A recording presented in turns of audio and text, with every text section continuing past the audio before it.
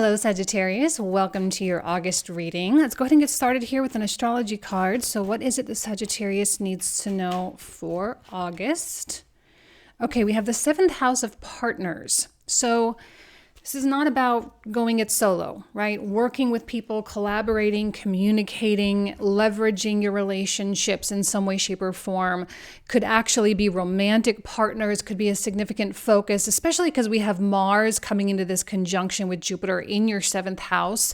So there could certainly be, something going on in that particular department of your life that could bring focus. I do love a Mars-Jupiter conjunction. I'll just be, super blatant about that. I think there's going to be more positive effects than negative.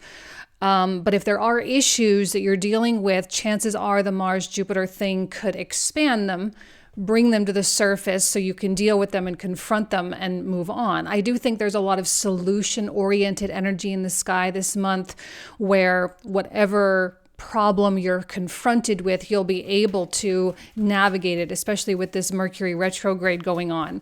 You'll be able to navigate it properly. You'll be able to straighten things out, okay? Success. I know that there is no greater goal than to love. Okay, I love that. I mean, and especially if we're talking about relationships here, there could be that reminder that this really comes down to love, and it comes down to working together and seeing the humanness in each other. It doesn't mean you have to, make such a huge sacrifice necessarily, but it could be, like I said, it's very solution oriented. So it's going to be a win-win at the end of the day. And that win-win is really rooted in wanting to see everyone succeed. You want to succeed for yourself. You want your other person to succeed. And together, everything can just be a general success. Okay. So let's see what comes through with the tarot cards for Sagittarius. What else does Sagittarius need to know for the month of August? Beautiful. Now, there does seem to be an element of romance in the air. I mean, the Lover's card doesn't always have to be romantic, but it certainly could be, and it might be in this instance, So if you are dealing with a romantic, you guys know that I don't always do romance-centric. Let me straighten these up a little bit. You guys know that I don't always do romantic-centric readings, but sometimes that energy just creeps in. And with a Mars-Jupiter conjunction in the 7th, we've got Leo season activated, So yeah, okay, there could be some romance going on. But in a more generalized sense, okay, the Lover's card really does speak to choices, okay? And it speaks to communication as well. And it speaks to, again, systems and logistics and figuring things out and using your intellect in order to navigate certain circumstances. So when it comes to your choices, baseline, this card, choices, all right?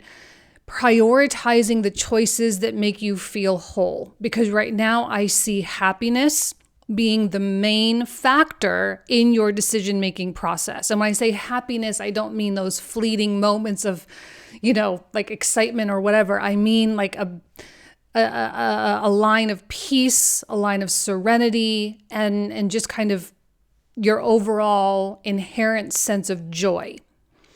And if something that you're confronted with does not bring you that sense of joy, there have to be alterations. One thing about having 7th house activation is there does have to be adjustments sometimes, and especially with Mars in there, if those scales, for whatever reason, are not balanced, we have to do what it takes to bring them into balance. And we do that through our choices.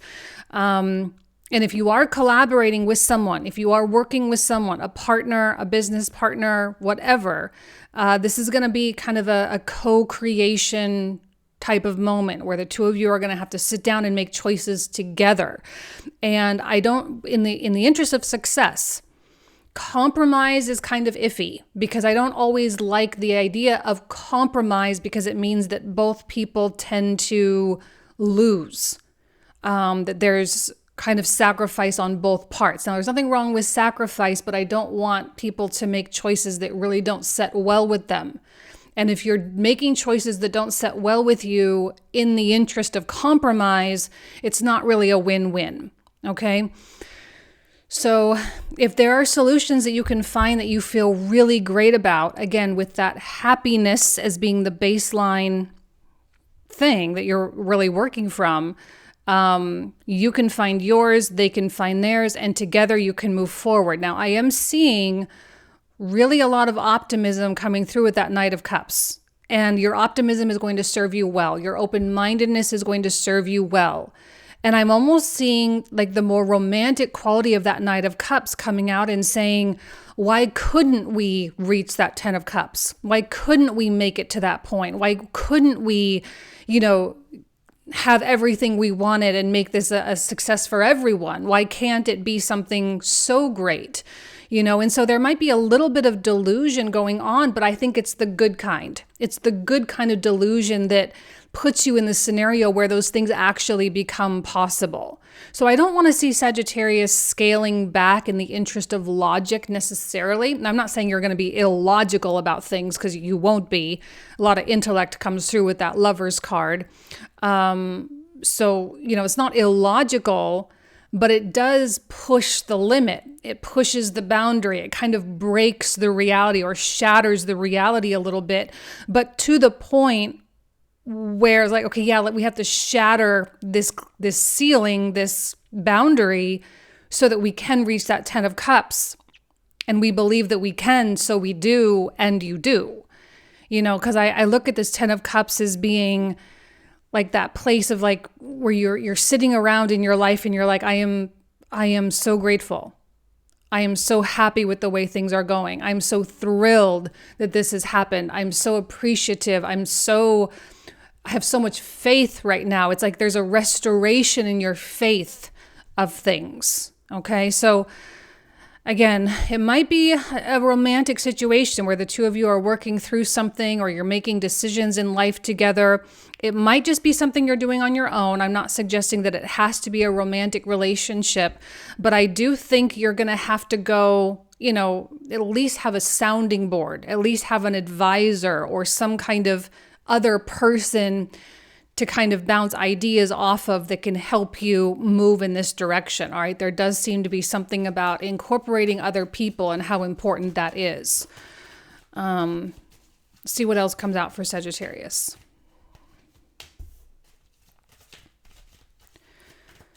Okay. With the Knight of Cups and the Queen of Cups, there seems to be a lot of intuition driving things. There seems to be a lot of gut feelings. And see, that's the thing about like the compromise that I don't like, is that the compromise, it's not going to feel right. The sacrifice that would be made for the sake of compromise wouldn't feel right to you. I really don't want to see Sagittarius scrimping on their standards or lowering the bar for any reason. It is possible to keep that bar high and still achieve what you want, okay? Because I'm looking at that Queen of Cups, and I think it's gonna be really hard for Sagittarius to kind of navigate away from their heart right now. Look, the Sun in Leo it's a very clear season when the Sun is in rulership. There's not a lot of cloudiness during this time. It's usually very clear what we want. It's usually very clear what we don't want. It's usually very clear where we are feeling guided to go or the choices that we are being guided to make, okay? Usually. And because of that clarity, it's like no matter how hard the world tries or how hard another person tries, it's really hard to derail from this soul-driven truth. It's really hard to detour when you already know you're on the right path, because it's like, why would I get off this path when I know it's right for me? Why would I decenter myself for the sake of this problem or the sake of even this other person? Now, again, it's very tricky because I know when you're married or you have deep relationships, you have to do this together. But if you completely decentralize yourself and give everything you can to the other person, that's a loss for you. So the goal is to center yourself so that they can also be centered within themselves, so that the two of you can truly co-create positively together and move toward the 10 of Cups. And I like the 3 of Swords in the very center because this tells me that you have a past, Sagittarius. It tells me that your past is prominent in your mind. Now, this was a message that came up, I think, either last month or the month before. It was like, don't forget your past. Don't forget what happened. Don't allow yourself to replay these things. All right. And this is why the standards have to remain very high. This is why we don't want to sacrifice for the sake of compromise, leaving that unsettled feeling in our guts, because we can't go through that again. Okay. Because when I look at that 3 of Swords, it tells me that you've been in this place before, in some way, different people, different scenario, different time, different age, but you've been in this scenario before. Now, one thing with Pluto, okay, because on September 1st is a big day, and I know this is the August reading, but just bear with me, okay, because September 1st, we have Pluto re-entering Capricorn and Uranus stations retrograde. It's a very powerful day. So as we make our way to that moment through the middle and end of August, we should not be surprised if and when we find ourselves dealing with the same old stuff, dealing with the same people, dealing with the same issues, having the same conversations, the same arguments. But it's not because we are not vibrationally right, okay? Or it's not because we're attracting it or whatever. It's because the universe is giving us that opportunity to really cut it off once and for all, to really make the change. Because that 3 of Swords is painful. It is hard. It was painful. It was hard. It was a dramatic moment, all right? It's still with you to this day. It affected you. And when that stuff comes back up, you have the opportunity to make different choices. And I think there's a lot of self-belief in this moment that you can make different choices, that you can prioritize different things, and you can push and create a different life from that same place. It kind of feels like a do-over. It feels like a second chance. And I know that you are going to do this. I mean, because I see the Success card right here. This is all rooted in love, by the way. This is rooted in love, and not romantic love necessarily, but it's just like the love that has created all that is, and that's the beauty of Leo season 2, is just there's this purity, and it's so unadulterated. And so when we have this 3 of Swords, it's that reminder, like, you've been here before. It sucks. We don't want to go back. We want to make sure that we have our eyes on the goal at all times. And the goal is the 10 of Cups. The goal is the happiness. It is the baseline joy. Okay? There may be some very difficult decisions ahead of you that require big adjustments. And 7th house, Mars-Jupiter conjunction, big adjustments, absolutely. Okay, so you can expect that. And it might be behavioral. It might have to do with how you work with someone. And that's one of the really hard things about relationships and co-creating is, you can do it, but can the other person do it? That's the big question. And can the two of you do it together? So there has to be a lot of communication. And I see that with the Lover's card as well. There have to be discussions. There have to be deep, meaningful, honest, vulnerable, raw conversations. Because how else are you going to solve the issue and find that win-win without making significant self-depleting concessions for the sake of that 10? Because you won't get to that 10 of Cups if there's self-depletion. And you won't get there if they're self-depleting either. So, you have to have those conversations. And now with Chiron in retrograde, right? Chiron retrograde in Aries, it's time to go within. It's really time to go inside and allow that healing to occur. And this process for Sagittarius and those people with whom you are co-creating, this could be massively healing for all involved. Okay, this feels like a pivotal moment, I would say. Yeah, I mean,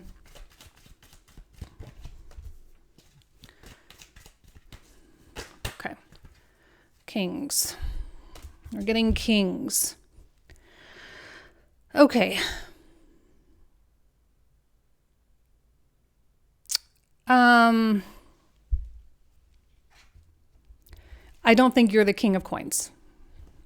I don't think you're the king of coins. Now, I love a king of coins and I love a king of swords. So intuitively, which you know is my job, right? I feel a significant stubbornness coming from that king of coins. An arrogance almost. Okay? Now, this could be the person with whom you are co-creating. I don't think it's an aspect of you because I don't think Sagittarius is in that really stubborn place right now. I don't think that. I see you more as the Knight of Cups. I see you as the Queen of Cups. I see you as more fluid and flowing. There's a more whimsical quality. There's certainly a lot more optimism. But the King of Swords kind of, like, I always look at him and it's like his eyes are closed. It's like there's something that he's not willing to look at, or his eyes are down, or he's not like looking in the direction that we need him to look. And there's an armor, right? He's got his armor on underneath his robes. And the armor also bothers me because it tells me there's a protective barrier. And I don't know that Sagittarius is really going to be able to get through. And I don't know how hard you're willing to try. That's the other thing. I don't know how hard you're willing to try to get through. I don't know how willing you are to bang your head against the wall with that 9 of Swords to try to make someone who doesn't want to understand. Now, this kind of like, again, I feel like you can, there is some possibility of success for you specifically, and I do think you're going to find a way, but this tells me that this is the obstacle. This is the thing that you're having to deal with, okay? Now, this could be a person, but it could also be some type of circumstance like a financial situation, you know, or a living situation or a job situation. This may or may not be your other person necessarily. But it is an obstacle it is the problem that needs to be solved. The King of Coins is the problem. The King of Swords feels more like you than the King of Coins. The King of Coins feels very out of place to me. Okay. The King of Swords could also be the other person, you know, that you're dealing with in a more positive way. But what I like about the King of Swords is that, again, he is in that solution-oriented mind.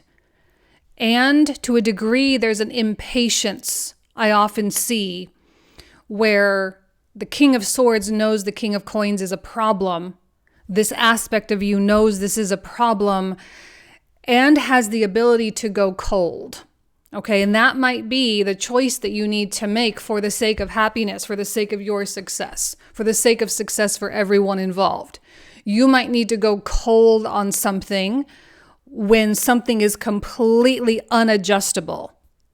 Because I don't think that King of Coins right now is being very accommodating, okay? And this is the thing. This is why I don't want to see Sagittarius self-depleting, okay? Because now the King of Coins might be something that would demand your self-depletion in order to please it, okay? And I don't think Sagittarius is going to play that game at all, like not even a little bit, right? So it's a fool's game. It's a fool's errand. And I look at this King of Swords, and the King of Swords is like, you want to play that game? Well, I'll play it harder. I am going to choose the things that are right for me. I am going to make sure this is a win-win. Because ultimately, you know, like if you maintain your high standards, it will be a win for everyone involved. I mean, ideally, it would be nice if whatever the King of Coins is or whoever it was could open their eyes and maybe do a little self-reflection and be like, okay, yeah, maybe I can do X, Y, or Z. But if they're not doing that, if you really hit up against that, that's really on them. And as much as I want to see everyone working together and I want to see the co-creation going well and I want to see everyone succeed, some people are not ready for that level of responsibility. Okay. But I see Sagittarius putting it on their own shoulders and saying, well, my 10 of Cups is my responsibility. I've been here before. With my 3 of Swords. I'm getting a chance to do it over, so I'm going to do it differently. And this is that opportunity for you to not self-deplete and to not self-sacrifice and to not decentralize yourself, to revolve around something that clearly does not have your best interest at heart. All right. So this is you stepping into a more powerful, more empowered position, even more so than you already are. I'm not saying you're not an empowered person, but this to me feels like it's an assertion of that. You are truly asserting yourself in this way. I'm getting a sense that you are just over it. You're over it. And you will do whatever it takes to be in this 10 of Cups place because you believe. You believe that you can. You believe that it is possible. You believe that you deserve it. And if this person is demanding so much of you that it is going to cost you the 10 of Cups, then this is the thing that isn't worth it, right? So there might be a trade-off going on to some degree. There may be some kind of like redirection that happens. But like I say, there is such purity coming through that it's impossible for you to not know what is aligned with your 10 of Cups and what is not aligned with your 10 of Cups. You don't have to sit and question.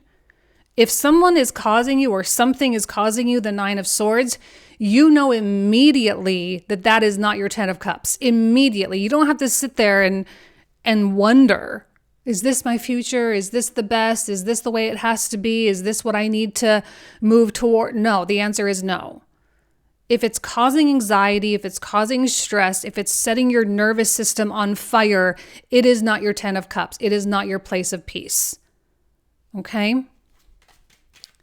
All right, let's go ahead and take a look here at the clarifier. So I'm going to pull out a whole bunch of new cards. We go really in deep with these new cards. We talk for another 25 to 30 minutes about all these cards. So it's kind of like a whole separate reading. So if you want to join for the comprehensive, the link will be found in the description box down below. So let's go ahead and start with the love. Oh, another 10 of Cups. The 10 of Cups has to be that thing on the top of your mind when you are making decisions. Does this bring me closer to the 10 of Cups or not? And then we even have Temperance. Okay. And the Knight of Cups with the Fool. Yeah, it might seem a little bit foolish to others. Hold on. It might seem a little bit foolish to others that you, they may think you're kind of delusional, but I think that's a good thing. People are like, you're crazy, Sagittarius. You're crazy if you think that's going to happen. You're crazy if you think you're going to get there. You know, I'd say that's you on the right track. And there's your card, Knight of Wands. 8 of Wands, beautiful. Because I think there are going to be people that really try to pull you back, or they try to make you believe it's not possible or something. 8 of Coins, 5 of Coins, and the Lovers again. I love that we're getting these repeat cards. The Emperor, beautiful. 9 of Wands, Knight of Coins, and 2 of Coins.